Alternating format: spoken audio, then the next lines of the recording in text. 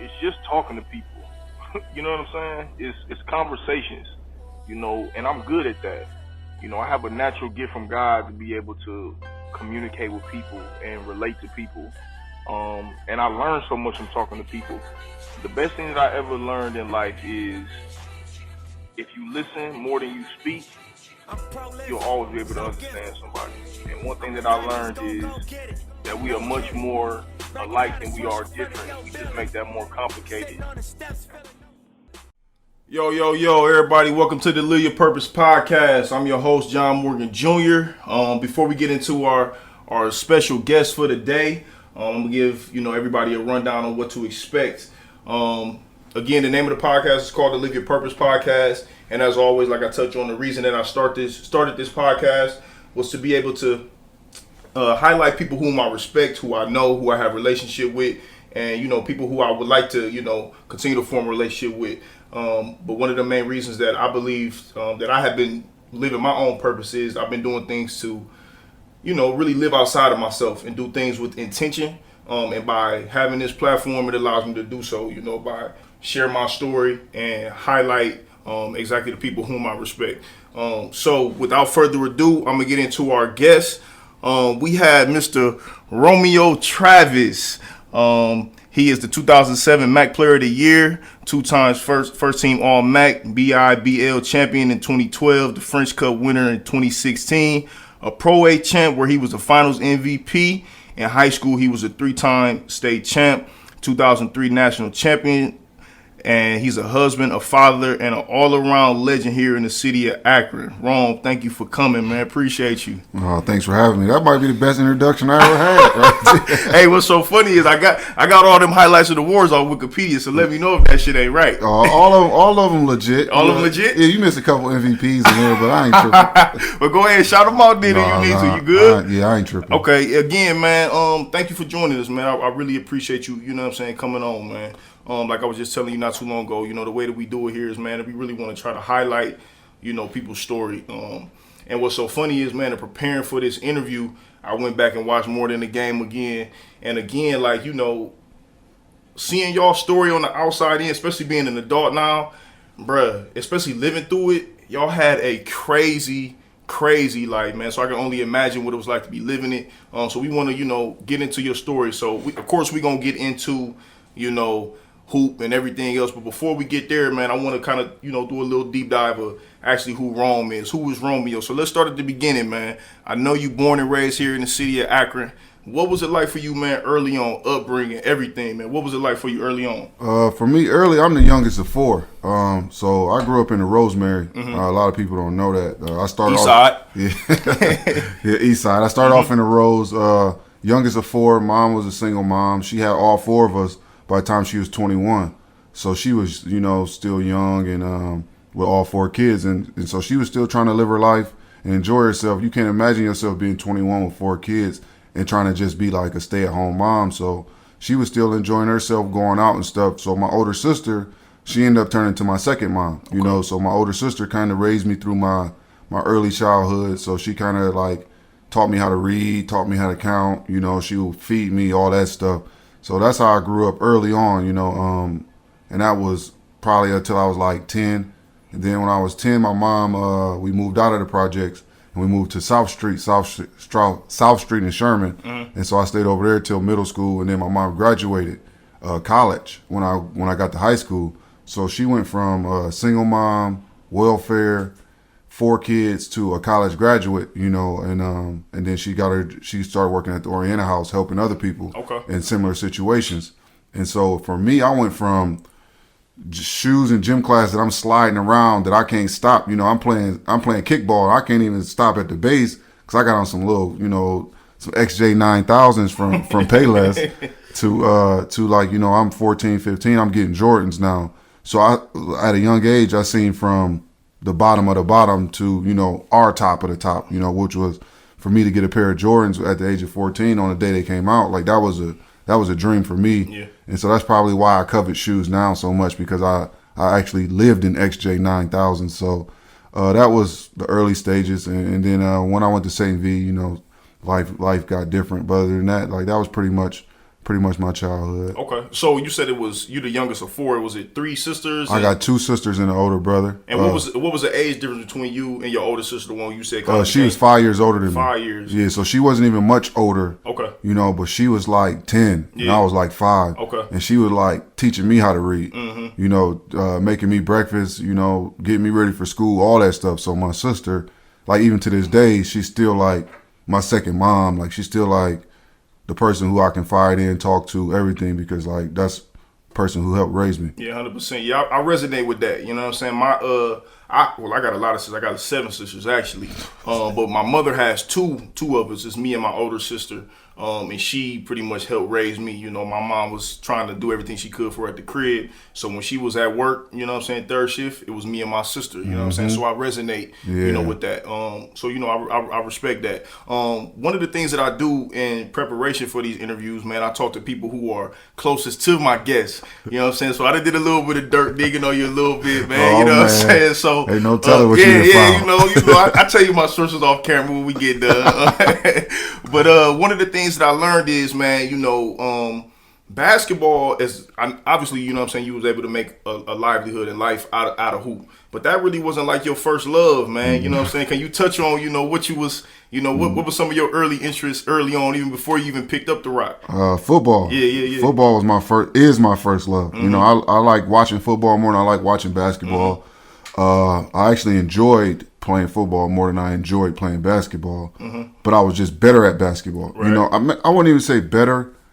I had a mentality to play basketball. I didn't have a football mentality. Yeah. And then once, because I had scholarship offers for bigger schools to play football. Really? Yeah, Pittsburgh offered me, UConn offered me, Missouri offered me, all to play football. Now, did you play football in high school? Yeah, I played football. I was all state. I had 21 sacks in 2 years. Really? Yeah. DN? Defensive end. Okay. So I played football for fun. Like it was just fun to me, you know. And I wanted to go to college, and I started talking to college coaches, and they started telling me, yeah, we get you here June 1st. You work out for 6 weeks, and then you get to go home for a week, and then you work out for 8 more weeks. It's a different life. Yeah, I'm like, man, when we gonna play games? Right. Like, you know what I'm saying? Right. You work out for 8 months, for 4 months. I'm like, that don't make sense to me. You know what I mean? And then and football wasn't nothing promised. You know, I wasn't that great. To me, I played because I enjoyed it, but I didn't feel like I was really good at it. You know what I mean? I could have, and I didn't work at it. And to play football, you gotta really love it. Yeah, no, that's 100% fact. You know, if you out there, you can't like half and half.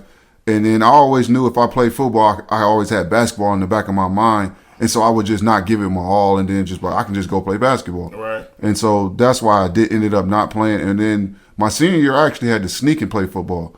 I didn't tell my mom. I just tell her we had training and basketball training and study tables. I'm just making up lies. I got scratches on my face. And been at practice. Yeah, been at football practice. I'm out here just lying, you know, until she seen my name in the paper one time. And then I was like, oh, yeah, you lying now. For real? Yeah, that's how I got caught.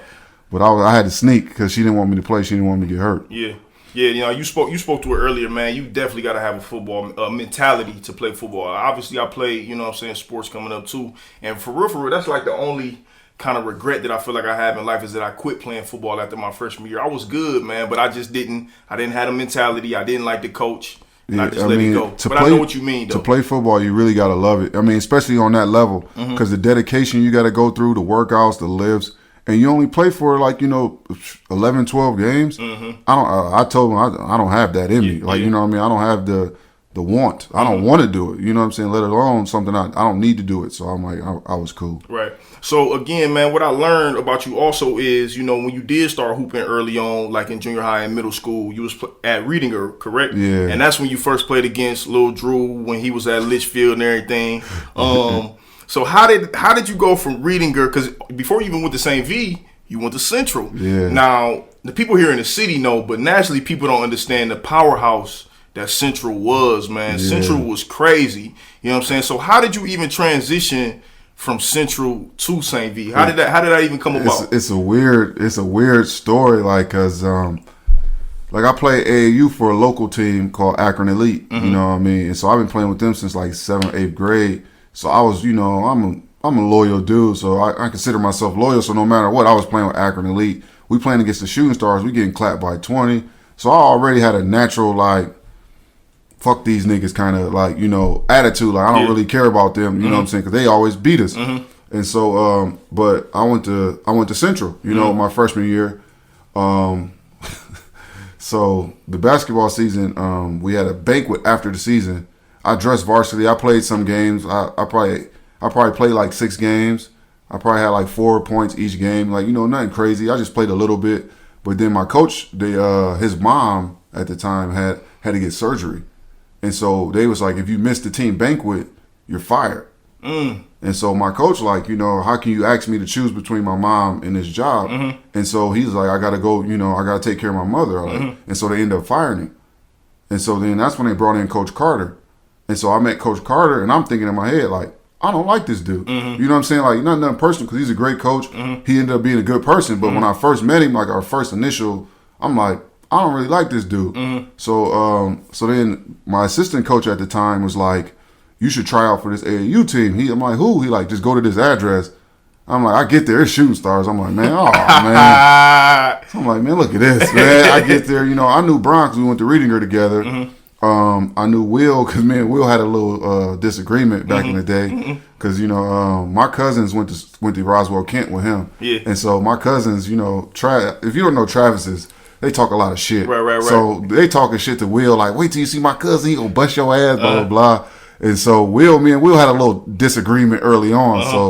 So it was like, man, I really didn't like him. You know what I'm saying? It was I only knew Brian. Like, you know what I'm saying? Like, that's the only one I knew. And then we wasn't great friends. We just went to school together. You know, we was cool, but we didn't hang out or nothing like that. So when I got there, it was like weird. But, you know, like, I've always been the type, like, no matter the situation, I'm going to just do what I can do, you know. And I knew my level. I just came in, did my job, you know, and just left. Like, and so they talking about the next year, like, what's going on. They're like, how Central going to look next year? And I'm like, I'm not going back to Central. And everybody kind of like, pause, like, hold on, what you mean? I'm like, yeah, I ain't going back. Like, the coach got fired. Like, you know, I'm looking to find where I'm going to go next year.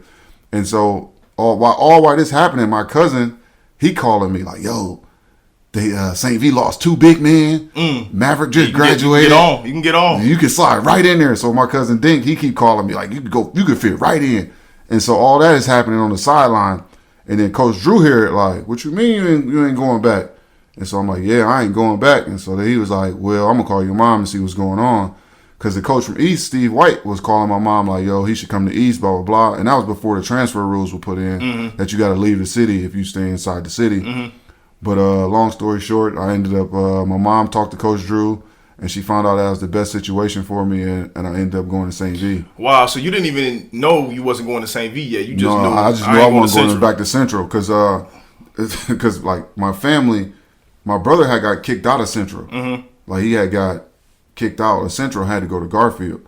And the year before that, my sister had got kicked out of Garfield and had to go to Central. And then so during exams weeks, you know, in exam week, you pretty much done with school. They just lit. Yeah, it's lit. It's lit exam out week. here. Yeah. So this back when you had computers in the classroom. So I'm sitting, me and a girl is sharing a chair. Me and my homegirl Naomi. What's up, Naomi? We still cool. But we sharing a chair, playing a little game on the computer.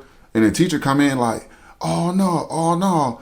I know what you're trying to do. You're trying to get you something. I'm like, what? I'm like, damn, said, this the homie. Like, this the homie right here. She like, nah.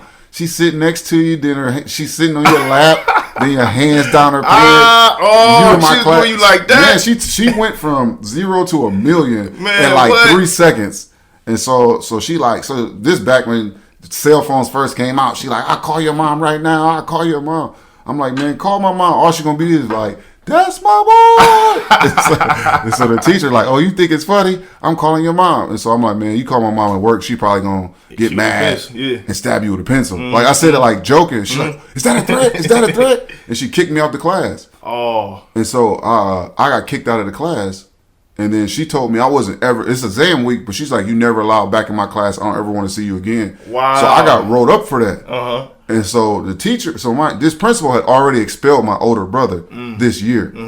So like we was all, but nobody knew we was brother and like, cause my brother is like stocky and dark skinned. And so they look at him and then they look at me. We can have the same last name, but they don't correlate the two. But then my mom came up there And they were like, "This your mom?" Oh yeah, I'm like, they knew from your brother. From my brother. So they like, so then the principal called me in the office like, "You're not expelled, but you shouldn't come back to this school next year." Man, what? Yeah, like, so she hit me with some like, it's probably illegal. Yeah. But she hit me with you probably shouldn't come back. Yeah. And so that with the coach being fired, me not really vibing with Coach Carter like that, and then it was just like, it was time for me to go. So now looking back on that now, as you tell that story and just thinking about all of it, do you feel and know that it was just meant to be? It was outside. It was God, man. Because you know, some stuff that because I was fighting it. Even when I went to St. V, I wanted to leave.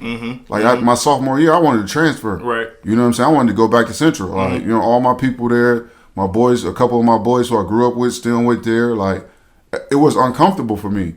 You know what I'm saying? Like, waking up at 6, going to shoot around before school, then study table, then practice. Like, you know what I'm saying? I'm leaving my house at like 5:30, getting back at 8 o'clock at night. Yeah. You know what I'm saying? And I'm a sophomore.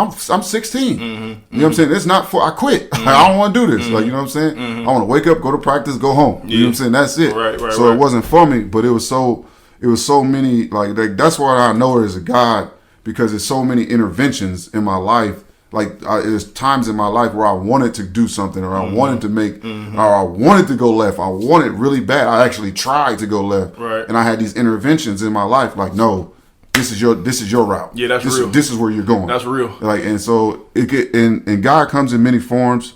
And like, it's been like, my mom is telling me like, I don't care what you did, I paid for you to go to, you gonna at least finish this school year out. And then it comes from John Saucier, who was like, you know, he had an AAU program, but he did God ministry. He seen me in Akron U when I got kicked out of practice, and he was there. Like, he just was randomly there one day, and I told Coach, I'm not coming back. I don't care, and I left for 3 days. But it just so happened John was there, so like it's just God intervening in your life. Like, He sends people in your life at certain times to like, people we may not listen, you know, but there's people in your life that God sends just to intervene and kind of keep you on that right track. Yeah. So I really believe that. Yeah. You can't make shit up like that, man. You know what I'm saying? No.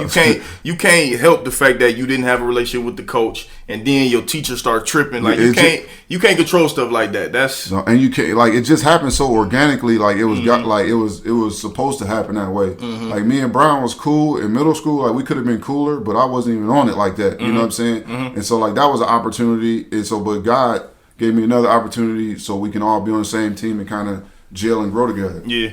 So you kind of touched on it again, man. Your early years at St. V, it was kind of rough at first, just kind of getting acclimated to the culture of the school. You know what I'm saying? Obviously, you know, coming from a predominantly black school, I would, you know what I'm saying, suppose that's central to coming to a predominantly white school at St. V.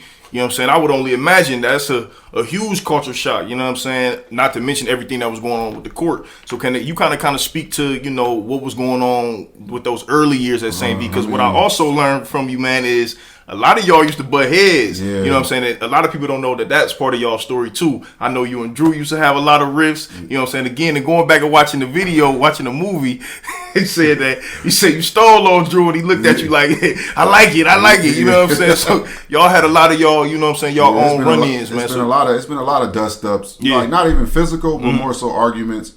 Me and Will got into it when I first came, because we already had some previous history. So when I first came to St. V, me and Will kind of got into it. And it's always harder when you play the same position or similar positions. So me and Will both played the 4. Like, he played the 3-4, I played the 4-5. But we all, you know, me and Will had an initial like disagreement over something stupid. Right. And then, but me and Drew always had disagreements because me and Drew were always on a similar level. So we were always on the same AAU teams. We always went to the same camps. Like, me and Drew was always together. Right. Like, you know what I'm saying? So me and him, like, man, we fight, like, we argue like cat and dogs. Y'all family for real. Yeah, because we always together. Like, you know what I'm saying? Brown was on that 108, like, superstar level. Me y'all and Drew, was grinding. Yeah, me and Drew on the C-D level. So, but we always was together. So, like, me and Drew always arguing, always disagreeing. But he always knew that no matter what disagreement we had, nobody else is gonna have a disagreement with either one of us. Right. You know what I'm saying? So but besides that, we always stuck together. And me and Sheon didn't get along. Only person I really got along with was Brian, because we had that previous relationship. But everybody else, like, I didn't want to be there, so I exuded that kind of energy. Yeah. You know what I'm saying? Like, don't talk to me. I'm here to just hoop. You know, I don't want to share with y'all. Like, don't ask me for no dollar, no quarter. I won't ask you for no Skittles. Don't ask me for nothing. Right, you know right. And so, like, it was a hard transition because, like, for me, the only white people I ever seen was teachers and police officers. You know, like, I didn't have it was maybe one white dude that lived in my neighborhood, maybe one white person, like older white people that live, but I didn't grow up around white people. Yeah. And so for me, that was a transition. Like, and then speaking to people and getting to know people. Yeah, that's a different experience. It's a great experience for me because I'm thinking all white people were rich when I was growing up. Like, you know what I'm saying? Like, every white person I run across, nice car, nice situation. Then I'm speaking to my homeboy, like, man, my dad's a plumber. You know, like my mom, she works at Kaufman's. Yeah. So it's like, oh, wow. Like, that was an eye opener for me as well. Yeah. So I enjoyed the experience because, like I said, like, God puts you in a place so he can help you grow for the future. With me going to St. V, that helped me when I got overseas. So when I got overseas, I can move and wiggle in any kind of circumstance. Right, with confidence too. And not worry about it. I can sit in any circle, have any kind of conversation, and just be able to maintain, because a lot of people can't maintain outside of basketball overseas. That's another struggle. And like I said, like, that's how I know God is real, because he put me in these situations for me to grow for my future. And in your mind, being a sophomore at St. V, I would assume that it's working. Like, what you had going was working. You ain't got to talk to nobody because y'all winning on the court. You You taking care of your business. Why do I have to change up? You know what I'm saying? So when did y'all kind of like, because again, going back and looking at the movie, and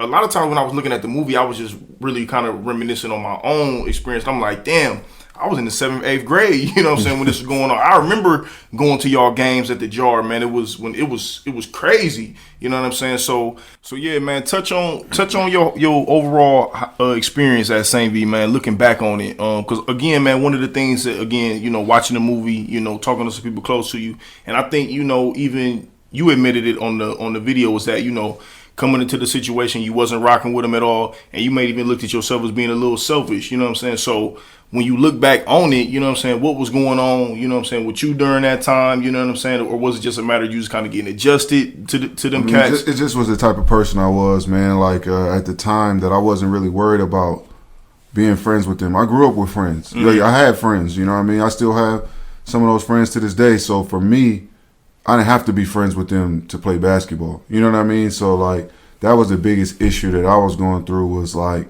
how do I, get over myself? You know what I'm saying? Like, I had to get over myself, like, you know what I mean? And let my guard down and kind of, because I always grew up, like, my friends that I had known them since kindergarten. So, like, you know what I mean? When I said no new friends, I really was rocking with it was 3 of us.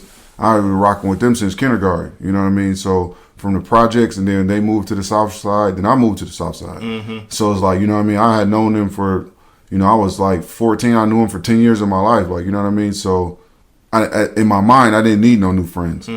But the more that I started to hang around them, more I started to do stuff off the court, the better our relationship got on the court. And so, like, the better they got to know me, the better I got to know them.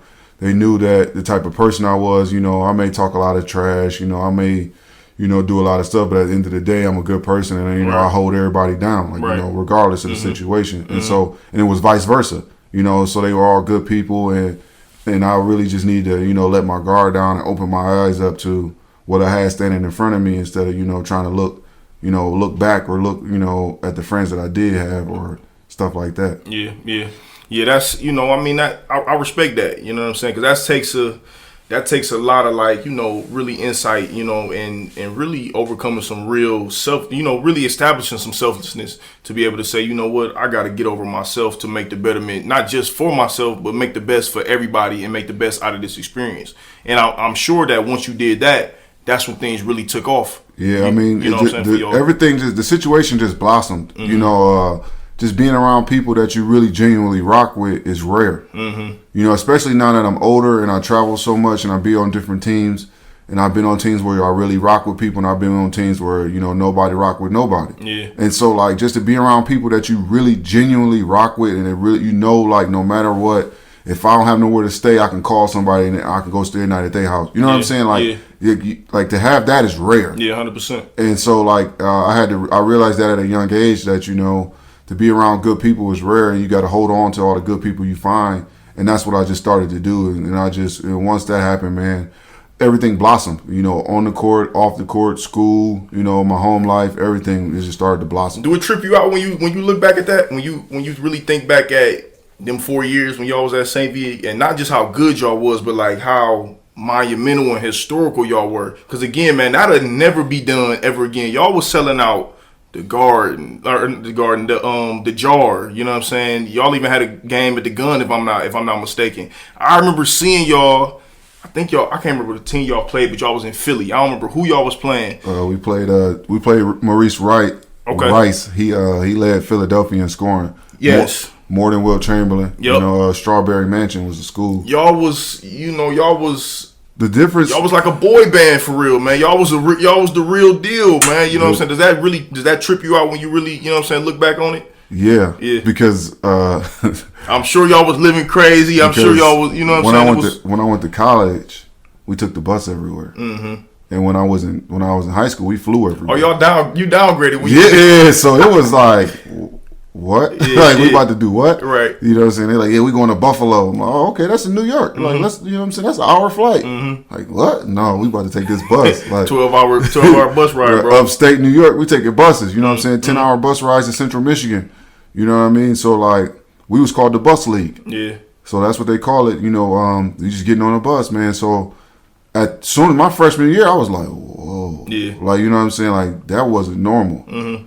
But really what became abnormal, the abnormal became normal for us. Mm-hmm. You know what I'm saying? Getting police escorts to games isn't normal. Mm-hmm. Getting new shoes for big games isn't normal. Right. You know what I'm saying? Getting packages before the season where everybody gets like 2 or 3 sweatsuits, you get some off the court shoes, you get 2 pair on the court shoes. That's not normal. Right. You know what I mean? Especially at the high school level. And at that time, it was not what it is today. No. You know what I'm saying? Y'all kind of like set the trend with games being played on high school. Nowadays, it's a game on high school once a week. You know what I'm saying? Y'all, that was just pre-social media, like, you know what I'm saying? That's why I'm glad it wasn't social media. Oh man, I bet. I bet. Man, it tripped me out to see y'all, you know what I'm saying? Because I have relationships with some of y'all, so it tripped me out to see y'all, but I remember, again, I seen Cam a lot on the video, you know what I'm saying? I remember him and I, we was playing on the same team in 7th and 8th grade at Copley, and we was undefeated, you know what I'm saying? We was out there in the 8th grade.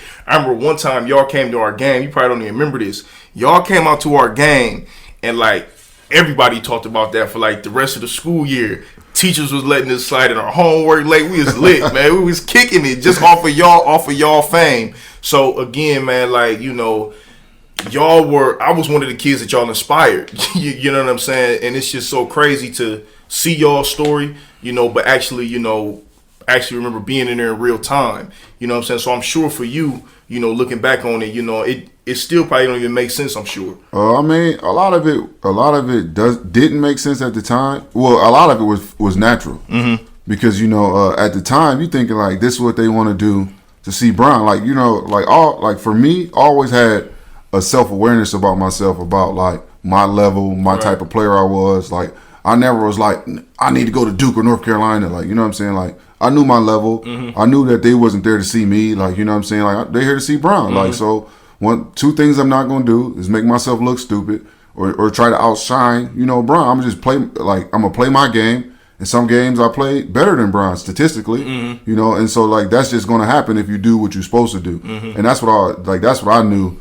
But at the time, man, everything just felt normal. Yeah. Like, you know what I'm saying? Like, it just felt normal. Like, if somebody got a pair of shoes sent it, like Bron, but Bron was such a good teammate to have at that, because he wasn't selfish. Yeah. Because he came up to me and was like, hey, look, if you get 20 next game, I'm giving you 2 new pair of shoes for the regionals. Right. You know what I'm saying? Mm-hmm. So, I go out there and get my 21. Right. Boom. Mm-hmm. I got some exclusives. Yeah, where my kicks at? Yeah, like, you know what I'm saying? Like, and he would get a sweatsuit. He like, I don't want sweats. I need 15 sweatsuits. Mm-hmm. I don't want one. Mm-hmm. You know what I'm saying? I don't do single interviews. Like, I want everybody coming. Right. And so, like, that's the type of person he was, and he never made you feel less than. Yeah. I mean, of course, he was a better player, but he never made you feel less of a person, if that makes sense. When did you know Brown was like destined for the league? Like, obviously, I mean, he always was extremely talented, but when did you know that, like, all right, it's inevitable? Like, He went to Chicago one summer. We didn't go, but he was in Chicago with Antoine Walker playing open gym. But he's playing against all pros. And they going to 12, he getting 5. You know, they calling us, like, he calling us, like, yeah, you know, I played up, da-da-da. And we getting the reports, like, you had 5? You know, Michael Finley was up there? He's like, yeah, it's Antoine Walker, you know what I'm saying, Jamal Crawford. This your senior year? No, this is going into our junior year. Ooh. So, like, maybe going into our senior, but I think it was because he broke his wrist going into our senior year. So it's going into our junior year. So he's telling us, like, yo, I'm playing against these dudes. You know what I'm saying? I'm getting 3, 4, 5 a game. You know, games to 12. Like, we sitting back like, hold on. Like, right. But really, no, they ain't just giving it to you. Nah, they trying to, you know, prove a point. Right. But that's when I was like, yo, he really nice. But when I really knew, though, was when everywhere we went, nobody can guard it. Like, you know what I'm saying? Like, you know how. Now, did that happen y'all sophomore year, or was that y'all junior year when you realized that? Our junior year. Okay. Our junior year.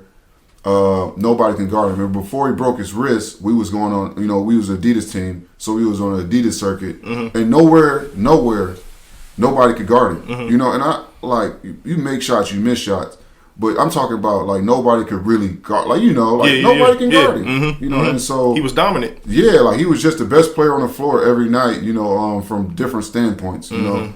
I remember one time, he was playing with a team from Michigan, and I'm playing with CBC from Cleveland. And so I'm going to shot myself out. I dunk on Brown. Boom. Right? So the next play down, he beats his man. I jump. He passes it to Olu Fatimi. Olu comes, bow, dunks on me. He's like, see, I ain't even got to be the one to dunk on. Right. You know what I'm saying? Yeah. Stuff like that. Yeah. So, like, that, like. That's a different mentality. Yeah, like, you know what I'm saying? Like, I don't have to get my get back. I get my, you know, through somebody else. Yeah. And so, like, that right there, I was like, oh, yeah, he ready for the next level. Yeah, man. Y'all junior year, man. What happened that year, man? What happened? Because again, y'all should have won 4 straight. How often do you think about that? First off, I mean, I blame myself. Do you? I blame myself mainly because of the stuff that I was doing off the court. You know, I was cat chasing a party. You know, I was out till like 12:30. We played at 11:30 the next morning. You know, I was out till 12:31 at night. Coach Drew was sick. The cheerleaders stayed on our floor with Coach Drew having a flu. You know what I'm saying? So, like, it was it was a perfect storm. Yeah. You know, so I'm leaving the hotel at 10 o'clock. I'm going to the other hotels taking Jello shots. You know what I'm saying? I'm 17. I'm taking Jello shots. Yeah, it's lit. I'm out here. You know what I'm saying? Like, you know, can't nobody tell me nothing. Right. You know what I'm saying? I'm averaging like 17, 18 on, you know what I mean, arguably the best team in the country. Or one of the best teams in the country. You know, definitely one of the best teams in the state. And so, like, I can only speak for myself. I don't know about everybody else. I started smelling myself, started to get unfocused, started, like, you know, in the team we played, we already beat.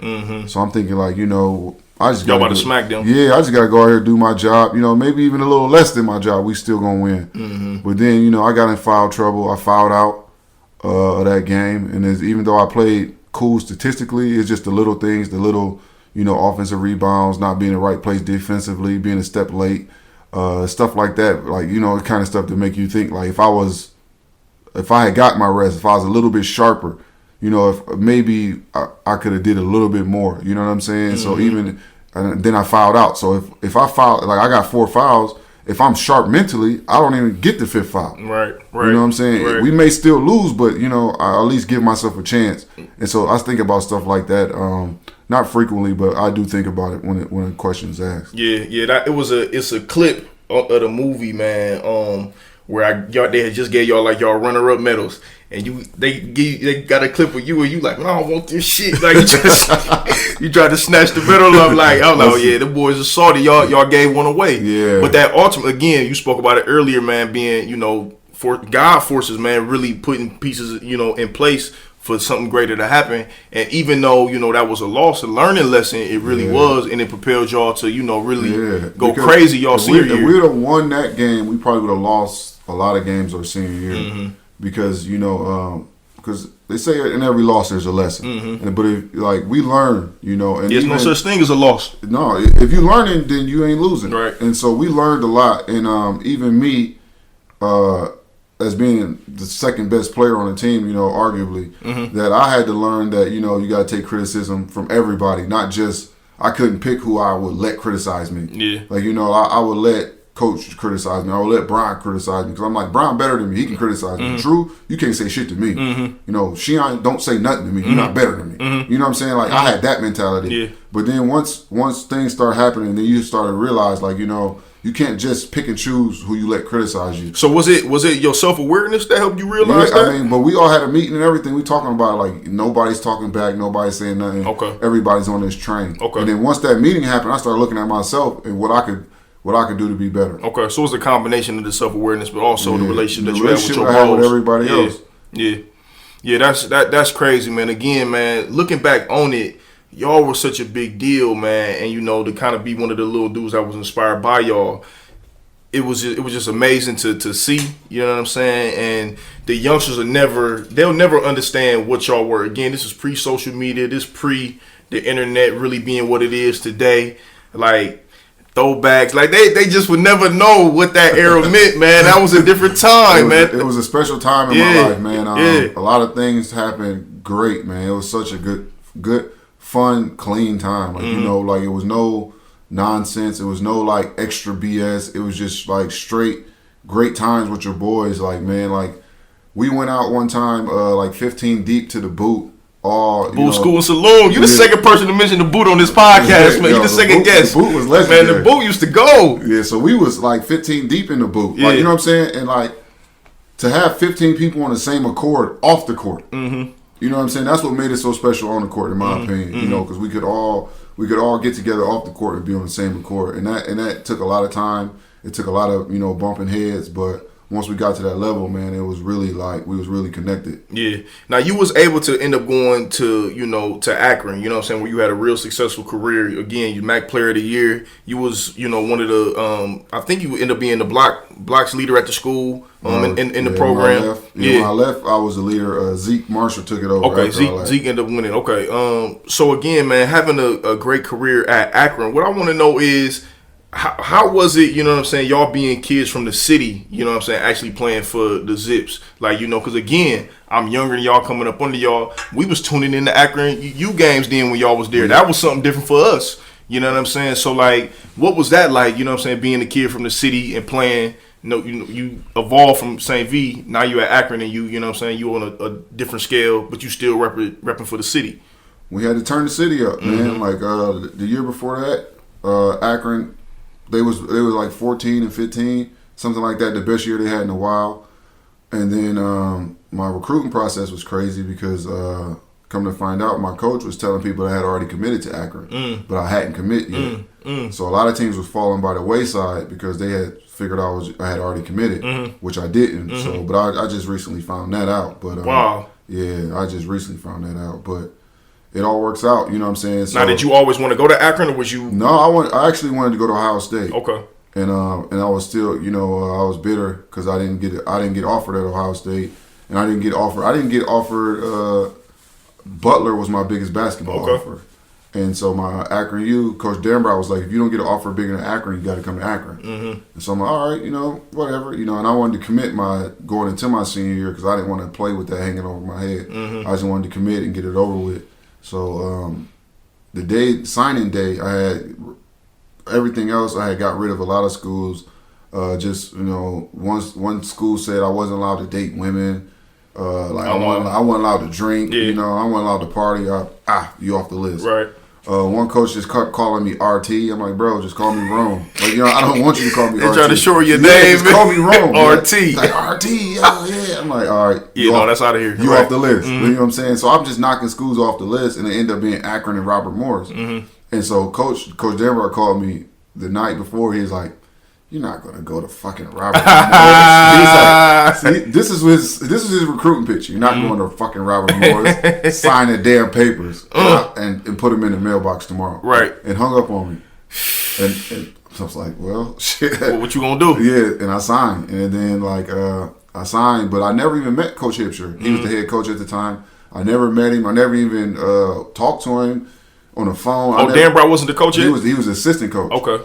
And Hipsher was the head coach. I never even looked at their offense. And so Coach Hipsher, he ran a Princeton offense. Like back screen, down screen, flare screen, like so he get all athletes in that. And like we all looking around like, yo, like this ain't really what we do. What you do. You know what I'm saying? Like we can do it, but this ain't really what we do. So we struggled. We went, I want to say 13-16 or 13-15 my freshman year, and then he got fired. Coach Hipsher gets fired, and Coach Denbrough takes over. And then like he's like, we scrapping that. We playing open. We gonna play, run and gun. We gonna lock up, and then that's when I knew like we was about to turn the city up. They told me before that because I'm like, I don't want to say I'm from the hood, but I'm from Akron. So at every game I told the ticket people I need 20 tickets. Right. Every game. You know what I'm saying? It don't have to be lower reserve. I need 20 general admission. I'm gonna put the whole city in here every game. But see, that's smart though, man. That's the type of stuff that really allows people to have like strong supportive programs, man. Like you know what I'm saying? That's what Ohio State do. You know what I'm saying? Nobody's coming. Like to me, I mean, not being funny, but nobody's coming anyway. No, they not. Nobody's coming anyway. But if I go down to a barbershop and I hand somebody 4 free tickets, like just pull up. Right. You know what I'm saying? They gonna like that. You have a higher success rate of me doing that from me, like an actual player handing somebody tickets. Like then this bullshit ass marketing y'all doing and trying to say traditional stuff y'all doing. That's not gonna make the people come. Period. Point blank. I used to go to the barbershop day before the game, 20 general admission tickets in my hand, right, passing them out, right, like pull up. You know what I'm saying? I got 26 first cousins. Yeah. So I'm giving them. I got 15 cousins pulling up. You know what I'm saying? I got 5 aunts. You know God damn, 26 first cousins. Well, we deep, bro. So you know what I'm saying? I'm giving them out, like you know what I'm saying. So I'm trying to turn the city, like you know what I'm saying. Akron was bad for so long, right? They have a good year every now and then, but they wasn't traditionally good. So I'm just trying to hey, look, man, like this is where we at. Me and Drew here, we both playing a lot, like you know what I'm saying. Jeremiah Wool here, he went to Central, like you know what I'm saying. So there ain't no like all these St. V boys and all. We got Central up here, like Futch was y'all up repping for the city, man. Futch was up there from Bookville, so we got 4 guys literally from Akron on the squad. Right. Like, we trying to, you know what I'm saying, and then we started playing good, and that just made more and more people want to come see us play. Man, why you think the school kind of went away from that blueprint? Well, it seems like they went away from that blueprint with like really recruiting dudes from the city. I have no idea, man. Like to me, I'm not a coach. I don't know the dynamics of recruiting. I don't know how they want to recruit, but to me, every generation, every 4 years, you should have a local guy on the team. Yeah. At least from Cleveland. I mean, even from Cleveland, or even from maybe even as far as Columbus. But I would say local, like like Northeast Ohio, just so you can have that good support. I believe there's more chance with somebody that they're familiar with on a team. Yeah. They may not even play. Yeah. But you give scholarships to people that don't play anyway. Yeah. So why not take a shot on somebody who's local, and then he may be the come and bring all these fans here? Because I know if I had somebody on the team that I knew, I would go to more games. And I'm a alumni. I go to as many games as I can, but I would go to more if it was somebody that I knew. Right. And so I don't know why they went away from that blueprint. I guess they're trying to recruit bigger, but bigger on the high school level don't necessarily mean better. Yeah. You know what I'm saying? Because I was a 2-star, 2 or 3-star, and I'm like maybe one of 5 people from my class that's still playing. Yeah. Yeah, that star shit don't mean nothing. No, it don't. That's just like recruiting in football. You know what I'm saying? Your 5-star recruit dudes don't always turn out to be, you know what I'm saying, first round draft picks and you know what I'm saying? Some dudes of who them really be in the impact. league. Yeah, exactly. That doesn't matter, man. You need to worry about your program. And if you lose one scholarship trying to help the city and get the city behind you, then your program's not that strong anyway. Yeah, 100%. I agree with you on that.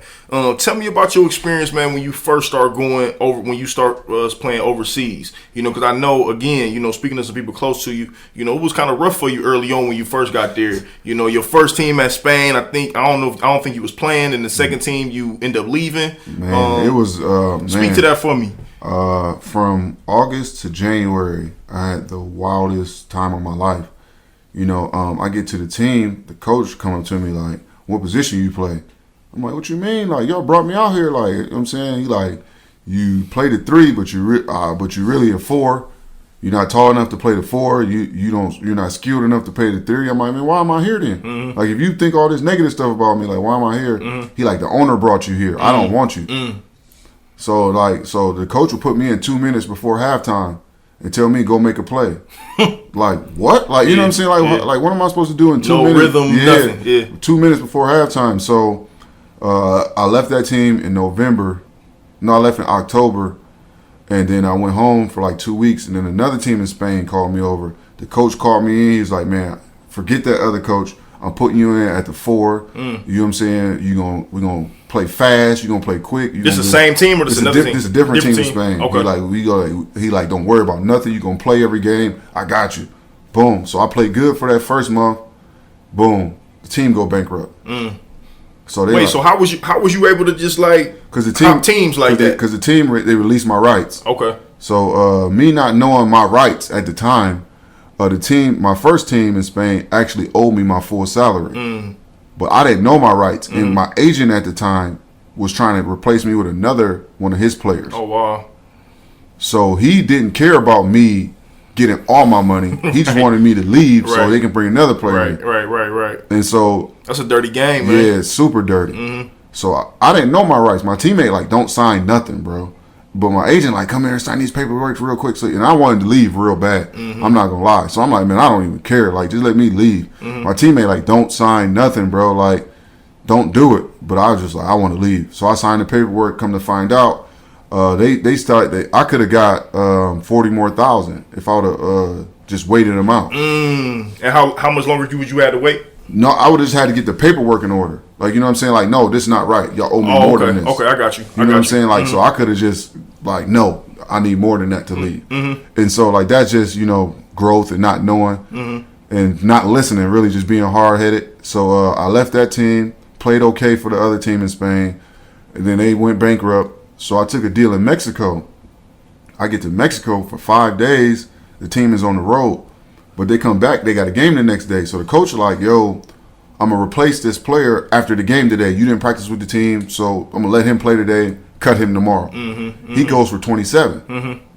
They hand me $500. We don't need you. They hand me $500 and a plane ticket and tell me go home. Oh, man. And mind you, I've been in Mexico for 5 days, just in a hotel by myself. I go work out, then I go back home. But I'm by myself, like, you know what I'm saying? The whole team is on the road. You thought this was your shot. Right, I'm thinking, like, I'm going to go down here, then I meet the owner. He like, oh, yeah, we got a great player. Like, we about to be good.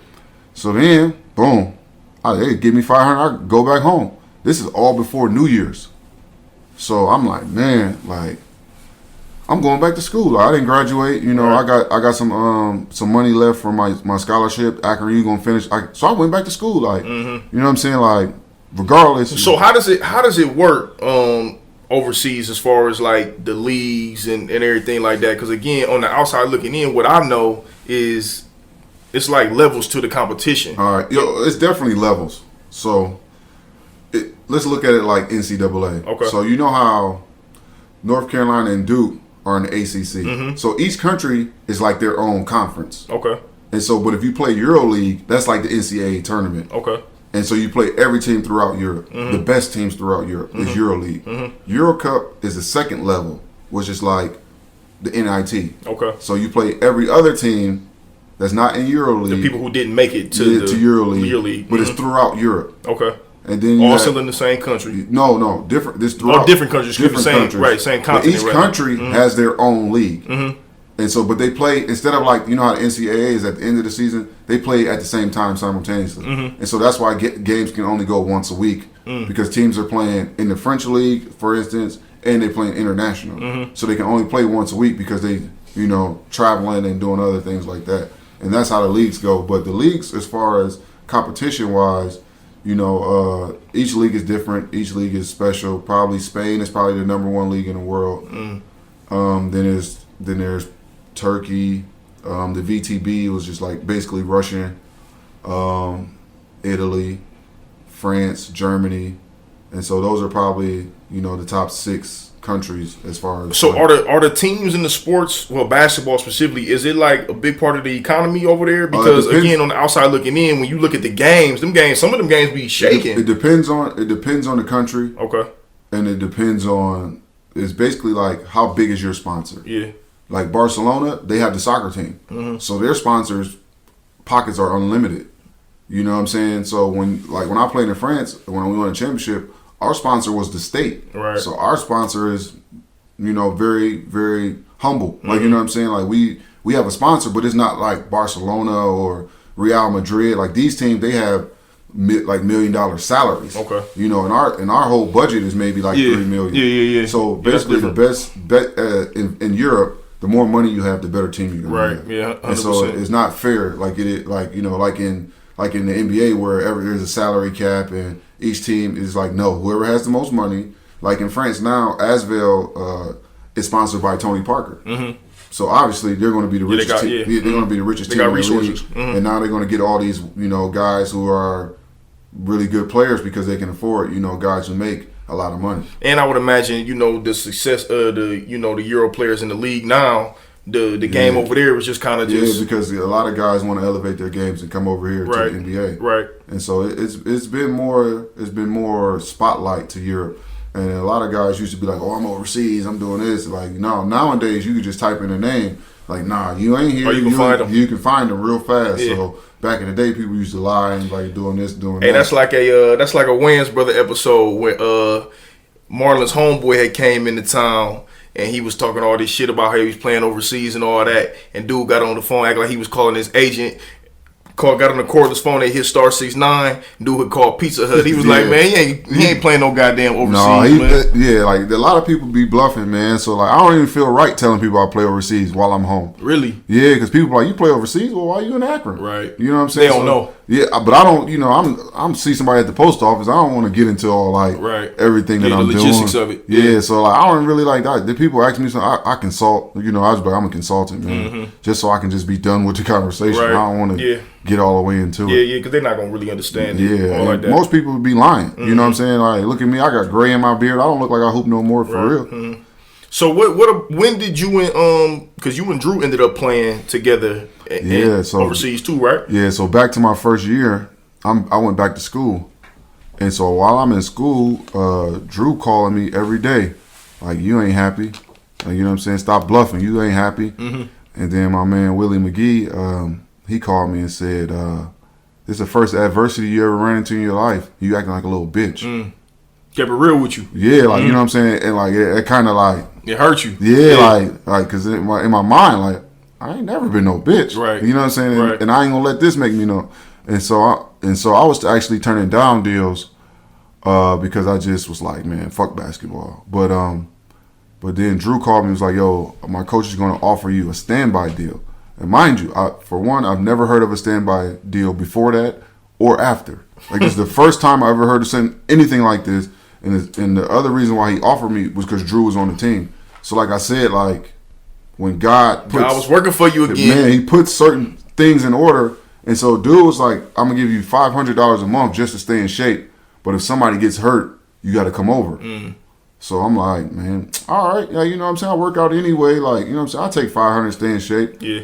I signed on Tuesday. I was playing in the game Friday. So a guy had got hurt Wednesday. I had flew out that same day and played in the game like Friday or Saturday. Like, that's how fast it happened. You know what I'm saying? It went from like... Yeah, you can't make that up. No, like, it went from nothing to like everything. And so like I played in the game and I had 14 off the plane. And we played against Berlin, which is a big team in Germany.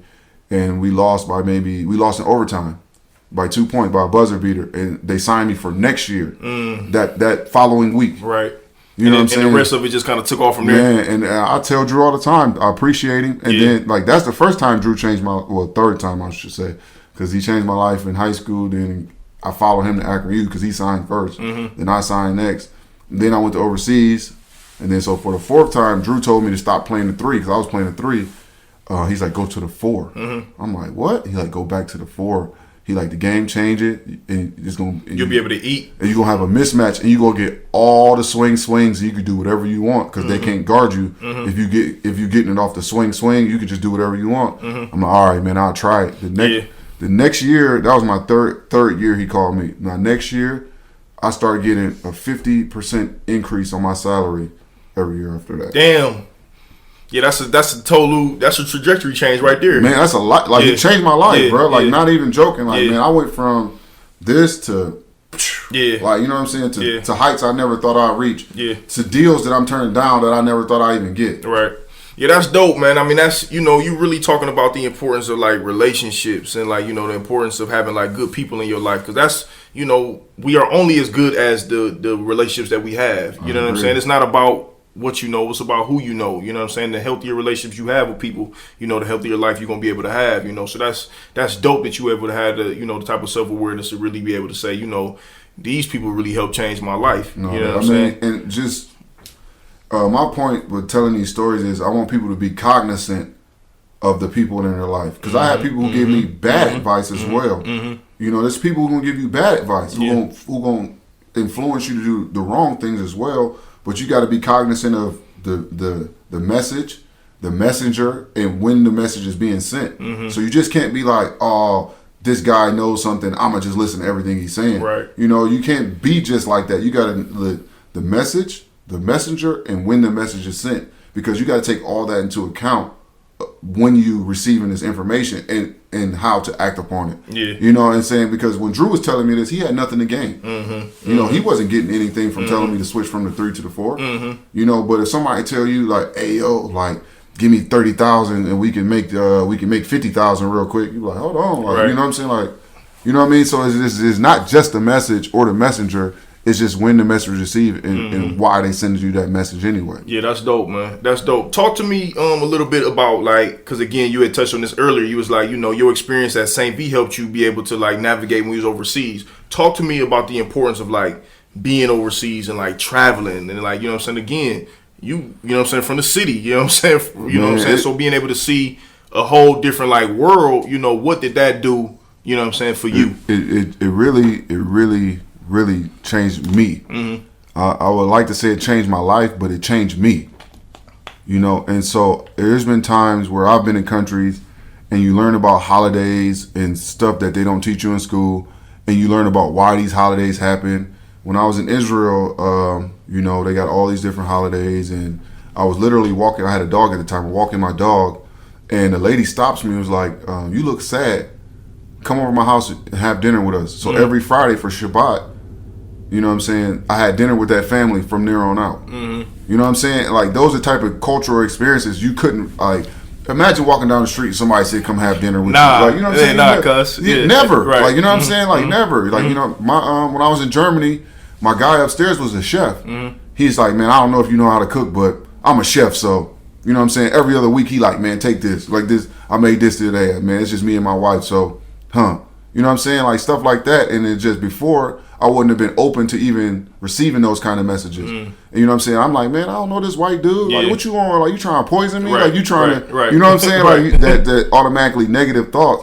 But then when I went to St. V, it allowed me to be open to just receive messages and then just kind of like decipher if people are on trash or if they're not. Because I mean, every message I receive from people ain't good, but most of them was good, man. And a lot of people showed me a lot of love throughout my life. Overseas, just by being a good person, being able to conversate, not being like, not walking around with shades on and headphones on and not just closing the world out, but being open to the world. Like if somebody say hi to me, I speak back. If somebody make eye contact with me, hey, how you doing? Learning a little bit of each language. I'm not fluent in any language, but I know a little bit enough where I can get by. I can say hello. I can say excuse me. I can say thank you. And pretty much everywhere I went, just because it helps you get by and it helps people feel more warm to you and they help you out. Like, you know what I'm saying? Because a lot of these places, I'm not from here. I need help. Right. You know what I'm saying? I don't know what cheese is. Like, what? Tell me where the cheese at. Right. You know what I'm saying? Like, tell me this, because I don't eat pork. So that's a big thing for me. Like, in certain countries, they just pork everywhere. So I'm like, man, I don't eat pork. So I need people in the grocery store to like point certain things out. And if you like a dickhead, nobody's gonna help you. You're just gonna be starving. Right. You know what I'm saying? So like it just like going to St. V kind of helped me navigate prepare for every type of person. Because at St. V there was assholes, there were dickheads, there was rich white people, there was poor white people, there was people who loved you because you hooped, there was people who hate you because you hooped. And overseas it's the same thing. Yeah. You know what I'm saying? It's the same exact thing. So all your experiences really prepared you. Yeah, negative and positive. So it's not just, it ain't all good. It was not all good at St. V. You know, it was white people that hated you. Because like you at St. V and you taking all the shine and you don't deserve to be here. You can't afford to be here. Right. You're not even Catholic. You know what I'm saying? So they looking at you like, nigga, nigger, why are you here? Not nigga, nigger, why are you here? You know what I'm saying? So it's not all good. So what is speaking of that though, how is the racism and stuff like that over there in the, you know what I'm saying, in Europe? I'm sure, obviously I know it's prevalent, you know what I'm saying, but I would imagine that it's not the same landscape that is here over in the States. Like, can you feel it? Because you can feel the tension here in the States. Oh, it's different in each country because like in the Philippines ain't no black people. So, you know, they see you, they know you hoop, you know, everybody's short. So they love you. I'm talking about like open heart, like would love you, like, oh my God, let's take a picture. In France, it's a lot of Africans, right? It's a lot of African refugees. When they first see you, they kind of looking like, are you a refugee? Boom, you speak English. Okay, you may or may not be a refugee. Oh, you play basketball, now we love you. You know what I'm saying? So they got to go through that, like, they won't say it. Checklist. But it's a mental, like, hold on, wait. Oh, okay, now I can rock with you. You know what I'm saying? Because you're not over here asking for something. You're not over here taking from my economy. You know what I'm saying? So each country is different. You know, Russia, they know you, like, it's all white people over there. So they know, like, you ain't supposed to be here. So it's just, each country is different and it prepares you for your life. Like, you know, and you just can't go into every situation with the same mindset. You got to go in there with an open mindset, see how people react and adjust, and you react and adjust the same way. Yeah, that's dope. I mean, that because what you're really talking about is like, you know, being exposed to different things to help you. Because I mean, in my day to day, you know, like I was telling you earlier, man, you know, working 1-on-1 with kids, you know, the main thing that I try to do is like plant seeds and expose them to things that they never seen. Like I'm super big on telling them about traveling. Anytime I go anywhere, I'm always quick to show them pictures. Like, you know, I went to St. Lucia in December. I couldn't wait to come back and show my students, yo, these is pictures on the beach. You know, this is and that. You know, different things we was eating. Like, you know, exposing them to things and showing them, like, you know, it's a totally different world than right here on Wilby. If it's a totally different world than right over here on Copley Road, it's a totally different world than what you used to. You know what I'm saying? And these type of things will ultimately help you, you know what I'm saying, to being what you know, being where you will be. Wrong, man. Thank you. You know what I'm saying? So much. You know what I'm saying? For being on the show, man. I really appreciate you. I always, before I end the show, I always kind of have like some rapid questions. You know what I'm saying? So I'm gonna go over a few things with you, man, before we end. It's the new year. You know what I'm saying? I don't like New Year's resolutions at all. I think they kind of phony. You know what I'm saying? People be lying and shit. So one of the things that I talk about is like an intention for 2020. So do you have any intentions for 2020? Yeah, man. For me, it's just to encourage people more, to encourage more intentionally. Okay. Because a lot of people tell me that I inspire them and, you know, I do this and I do that for them. But I don't do it intentionally. You know, it's just natural. So for me, I want to inspire more intentionally. Okay. You know, be more in tune with how I can help people and just kind of inspire people to just be the best version of themselves. Dope. What does, again, the name of the show is called the Live Your Purpose Podcast. What does Live Your Purpose mean to you? To me, man, I feel like I was put on this earth to help other people. You know, I've been through a lot myself. I was a father in college. You know, so I always talk to the younger guys about not being a father in college because that was difficult. You know what I mean? I was a father my junior year. My daughter was born. And so like I talk to people about, you know, protecting themselves and not being a early childhood father. You know, and so that's one thing that I kind of want people to learn from my mistakes more so. And I just try to get people to see the best version of themselves, because a lot of people see themselves and automatically think of the worst. Yeah, dope. You know what I'm saying? So I want you to think about the ultimate best thing of yourself that you can be, and just go attack it. Yeah. What's something about you that people would be surprised to know? I'm a really nice guy. Yeah. Like, you know what I'm saying? I'm not like, I mean, I talk a lot of trash, you know. I got a deep voice, I got a beard, I'm a big dude, but I'm really like I'm a nice person. Everybody I spoke to about you said that exact same thing. They was like, man, Rome, he talks shit. He gonna tell you the real to your face whether you want to hear it or not. You know what I'm saying? Sometimes he gonna say something to you that you may not even like. But at the end of it, man, he got a huge heart. He a caring dude. He really a nice dude for real at the end of the day. Everybody said that exact same thing. Yeah, I mean, because, like, for me, I grew up, like, I grew up in the projects with next to nothing. Mm-hmm. And it took me a long time to realize that just because you got something don't mean you got to covet it. Mm-hmm. So it's been times where I gave the shirt off my back. I gave my last to somebody else just to see them be okay because I knew I can get it back. Mm-hmm. You know what I'm saying? So it's not like I don't say it to brag or nothing, but like that's just who I am. I seen a dude 3 weeks ago trying to push a wheelchair by itself up a hill. I parked my car, got out and pushed it up like just because I have a handicapped cousin. Mm-hmm. If like you know what I'm saying, my cousin quadriplegic, he can only move his neck. So I can only imagine if my guy's stuck somewhere. And you want somebody to do the same. I want somebody to do that for my cousin. Mm-hmm. You know what I'm saying? Even I may not never see the dude again. I don't care. But that's just what we need more of in this world is just to help other people and expect nothing in return. People do something and always want something back. Or put it on social media. Yeah, I'm not here for that. Right, 100%. I'm not here for that, man. Like I got a big social media following, but that's not what I'm here for. I'm not here to. I don't need that. I don't need nobody to pump me up. Yeah. I got people. I've been pumped up a long time. I don't need nobody to pump me up. I need somebody to look me in the eye and tell me the truth. Right, 100%. What scares you? The future. The future. The future scares me. Tell me about that. What you mean? The unknown? I've been playing basketball for so long, man. Transition. The transition scares me. I think about it every day. Do you still want to play?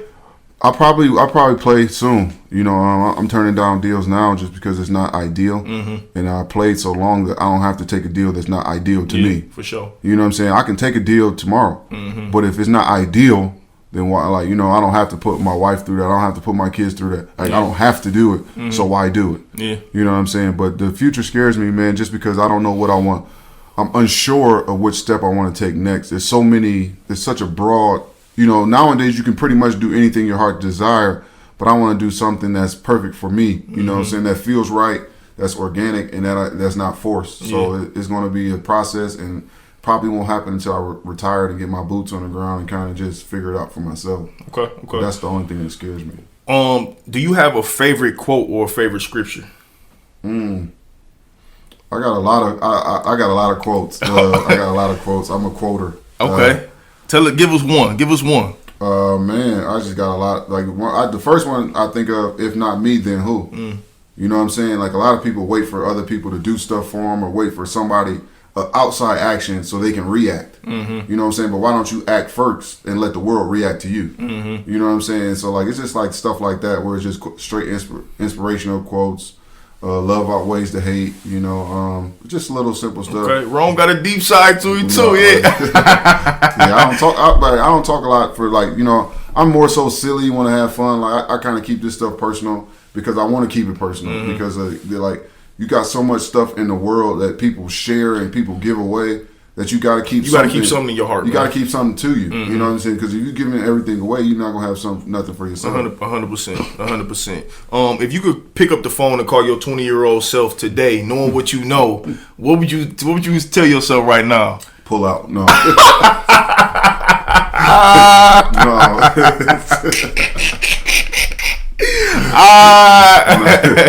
No, I would tell myself to work harder. Okay. Work harder. Pay attention to detail, and don't worry about the little stuff, because a lot of the little stuff that we worry about today, you won't even remember. You don't a lot of stuff that I was sitting up worrying about. I don't even remember what I was stressing over. So I would tell myself to work harder, pay attention to detail, and don't worry about the little stuff. Respect that. The best advice you ever received? Be yourself. When it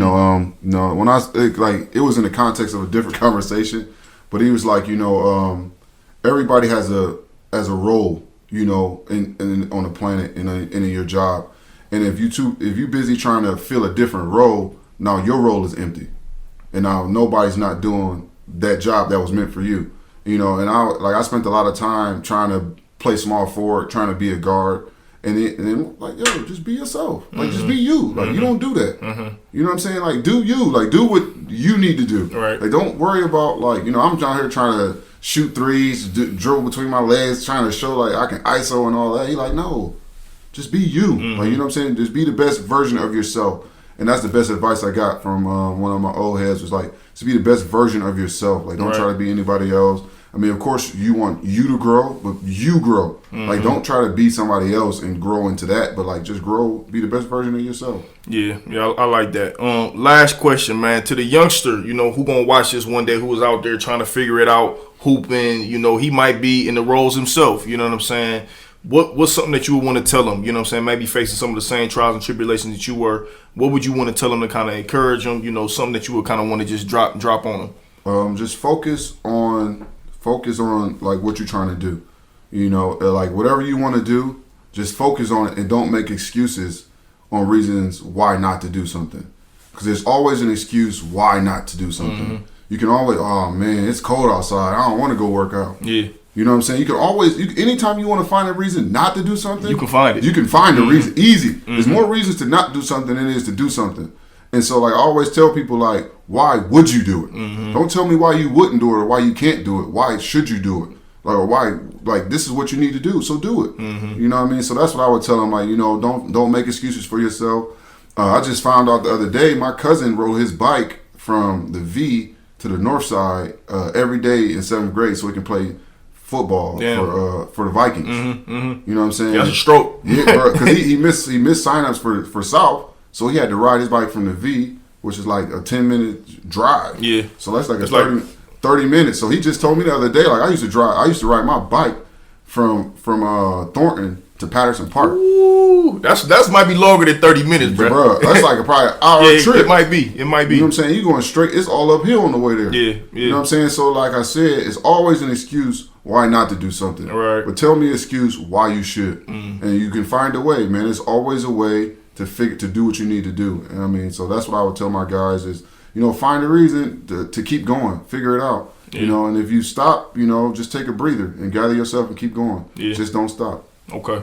Again, man, Ron, thank you, bro. I really appreciate you, man, coming in and joining this, man. Again, the last thing that we do, man, to wrap up the podcast, again, I told you early on, man, I'm like a podcast junkie. You know what I'm saying? I watch all of them. And one of the inspirations in doing this podcast is Arian Foster. Used to play for the Texans. Yeah. He a rapper now doing some artistry stuff. He started a podcast a few years ago. And one thing that he always does to end his podcast, he has his guests look into the camera to lobby for Jim Carrey to come up on his show one day. I guess Jim Carrey like one of his most favorite people in the world.